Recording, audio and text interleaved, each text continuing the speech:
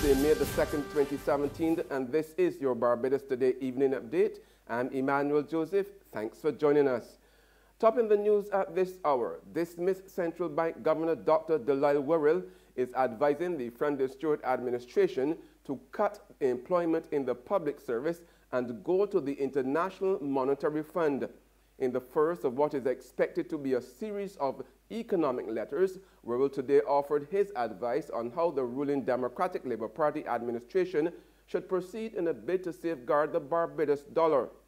Though not seemingly convinced that the sale of state-owned assets will achieve the desired economic turnaround, Worrell warned that a reduction in the numbers employed in the public service is inevitable, since the present wages bill cannot be managed without further borrowing from the central bank.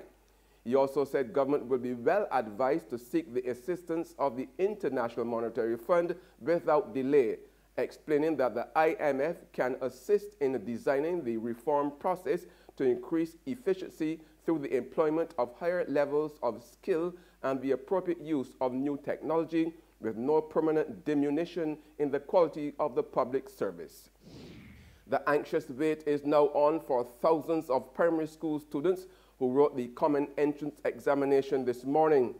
But in the meantime, the efforts of the students were being celebrated this afternoon as parents and children wined and dined at various locations across the island. Earlier at the Christchurch Foundation Exam Center, joy and relief were the main emotions as Class 4 students from the Christchurch Girls' School, St. Christopher and Milton Lynch Primary ran into the arms of their parents after what many described as a fair and easy test.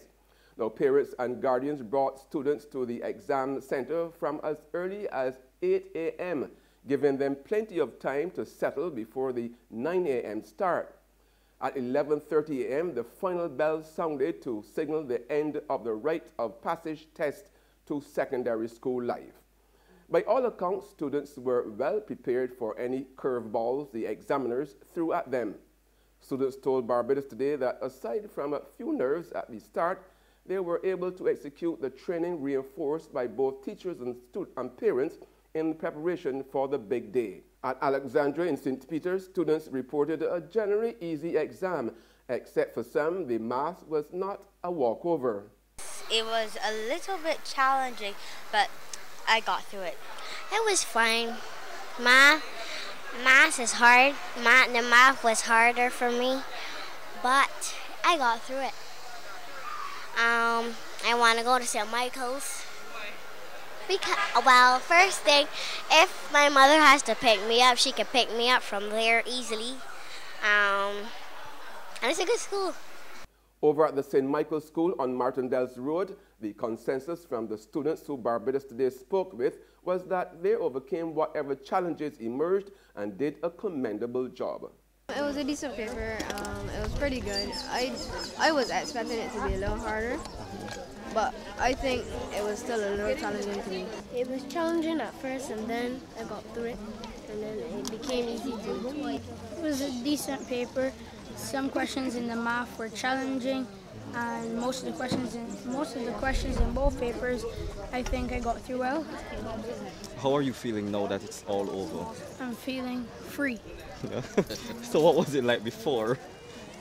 Before prison. It was a little bit easier than my expectations. The thing was, I thought that the math was high level and it was going to be really hard, but it's actually just easy. They were trying to trick me, but it didn't work out. There were probably one or two I probably messed up, but I got through. The grammar, I think I did awesome. Yes. Composition, I wrote on a very relatable topic, how we can prevent littering in Barbados. Oh. I thought that the composition, I'm very good at compositions, but I usually write on like horror topics because I get scared very easily.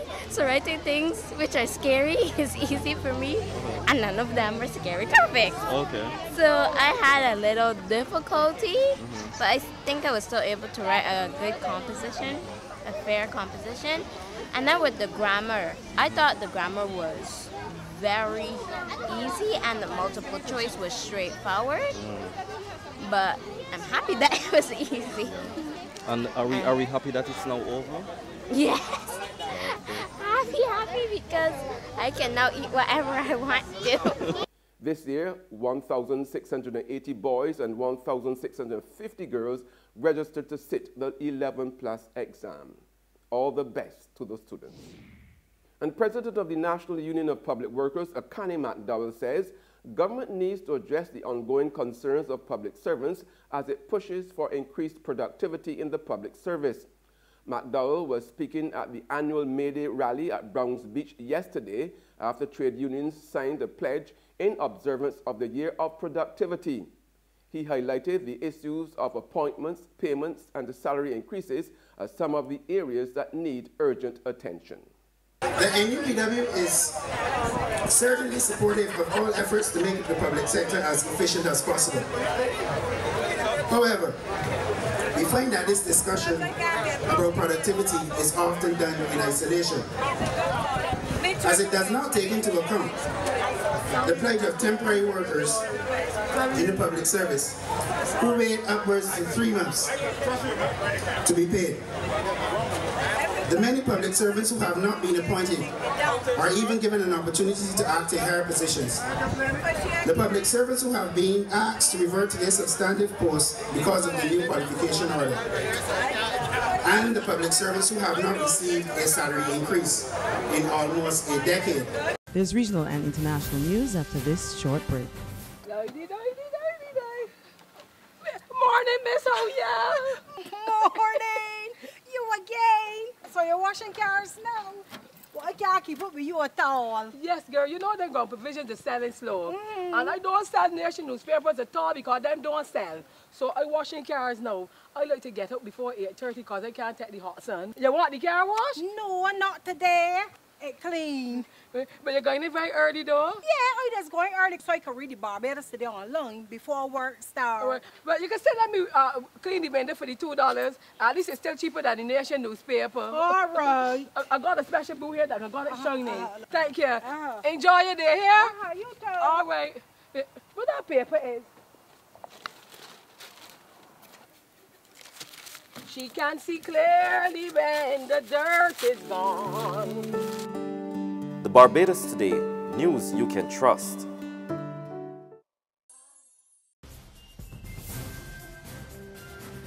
We're back with news from the region now. Former St. Lucian Prime Minister Dr. Kenny Anthony has soundly trunched the 2017-2018 estimates of revenue and expenditure, declaring that there was simply no way he could support the estimates. The former St. Lucia Labour Party leader piled on the pressure on the United Workers' Party administration in areas that range from health care to budget financing.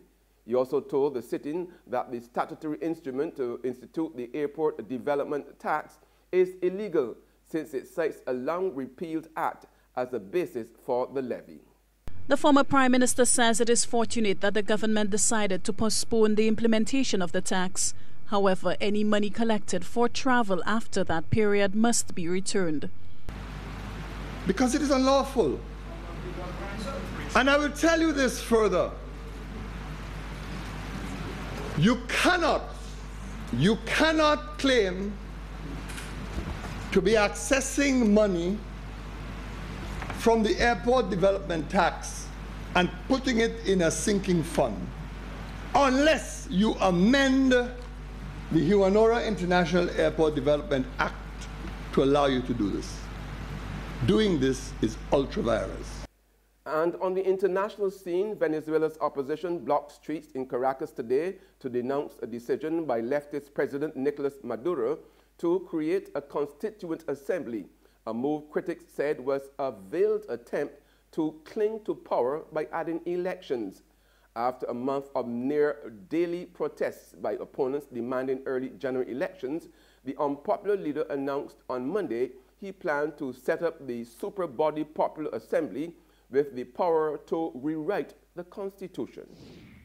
And finally, an American man was arrested over the weekend after trying to smuggle 67 pounds of pot across the Mexican border in a coffin in a hearse.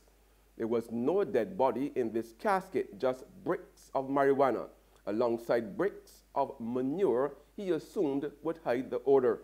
His efforts, while intriguing, weren't enough to keep the suspicious eyes of the border agents who seized the marijuana and hearse during an immigration vehicle stop near Tombstone, Arizona over the weekend. The irony of it all, a hearse full of drugs being seized near a place called Tombstone, something to think about. And that's news, but for the very latest, visit our website at www.barbadostoday.bb. Also subscribe to our e-paper email updates and like us on Facebook. We are also on Izumi Media in bus terminals or screenplay at supermarkets and gas stations near you, as well as Mix 96.9 FM. I'm Emmanuel Joseph. Have a fantastic evening.